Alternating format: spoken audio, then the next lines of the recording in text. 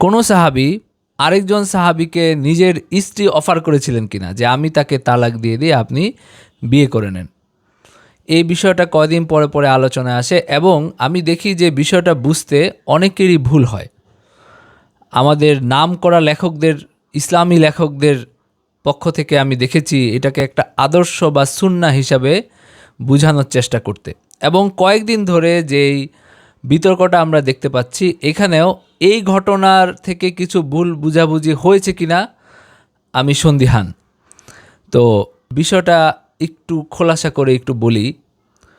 নবীজি সাল্লাল্লাহু আলাইহি ওয়াসাল্লাম যখন মদিনায় হিজরত করলেন, তিনি মুহাজির এবং আনসার সাহাবীদের মধ্যে ভ্রাতৃত্বের বন্ধন স্থাপন করেছিলেন, যেন মুহাজিররা তাদের একটা আবাস হয়, তাদের একটা আশ্রয় হয় মদিনায় যাওয়ার পরে। তখনও তারা সদ্য মুসলমান, জাহিলি যুগের রীতি রেওয়াজ, আবেগ, অনুভূতি, মানসিকতা থেকে কিন্তু তারা তখনও বের হতে পারেন নাই, বিশেষ করে মদিনার সাহাবীরা যারা মাত্রই নবীজি সাল্লাল্লাহু আলাইহি ওয়াসাল্লাম মদিনায় গিয়েছেন। এই পরিস্থিতিতে একজন সাহাবী তার যে মুহাজির ভাই, তাকে তিনি বলেছিলেন যে আবেগ দেখানোর জন্য আর কি, যে আমার সম্পদের অর্ধেক আপনি নিয়ে নেন, আমার বাড়ির অর্ধেক আপনি নিয়ে নেন, আমার দুইজন স্ত্রী আছে, একজনকে আমি তালাক দিয়ে দিয়ে আপনি বিয়ে করে নেন, এরকম একটা বর্ণনা বর্ণিত আছে। কিন্তু এই ঘটনাটা এটা ইসলামের আদর্শের সাথে সঙ্গতিপূর্ণ না। এইভাবে তার স্ত্রীকে অফার করাটা এটা কিন্তু ইসলামের আদর্শের সাথে সঙ্গতিপূর্ণ না, এবং ইসলামী বিধিবিধানের আওতায়ও এটা আসে না। কেন আসে না আমি বলি, যে কেউ যদি তার স্ত্রীকে তালাক দিতে চায় সে তালাক দিতে পারে, স্ত্রী তার সম্মতিতে তার সাথে বিবাহ বন্ধনে আবদ্ধ হয়েছে, এখন সে যদি তাকে তালাক দিতে চায় সেটা সে করতে পারে, কিন্তু স্ত্রী কাকে বিয়ে করবে তালাক পাওয়ার পরে সেটা নিয়ন্ত্রণ করার সাধ্য কিন্তু তার নাই। এবং স্ত্রীকে তালাক দেওয়ার পরে সে যে ওই লোককে বিয়ে করবে, তাকে পছন্দ করবে, সেটা কিন্তু ওনার জানা নাই। তো উনি এই কথাটা বলেছিলেন আন্তরিকতা দেখানোর জন্য, কিন্তু এইভাবে আন্তরিকতা দেখানো আসলে ইসলামে সমর্থিত না। এটা ছিল ওনাদের যে জাহেলি যুগের যে আবেগ এবং মানসিকতা, সেটারই প্রকাশ।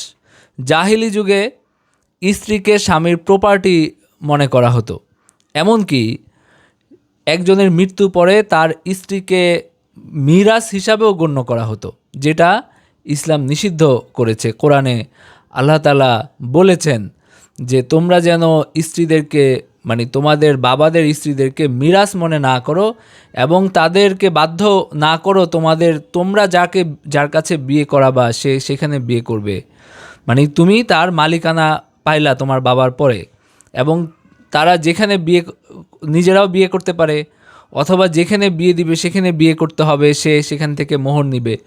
এই ধরনের প্রচলন ছিল, যেটা ইসলাম নিষিদ্ধ করেছে। তো স্ত্রীকে এইভাবে প্রপার্টি মনে করা যে আমি তালাক দিয়ে দেই আপনি বিয়ে করে নেন, এটা আসলে জাহিলি যুগের মানসিকতারই অংশ, যেটা ইসলামে অনুমোদিত না। ইসলামে আপনি নিজের স্ত্রীকে তালাক দিতে পারেন, কিন্তু সে কাকে বিয়ে করবে এটা নিয়ন্ত্রণ আপনার হাতে নাই, সুতরাং এভাবে অফার করার সুযোগই আপনার নাই।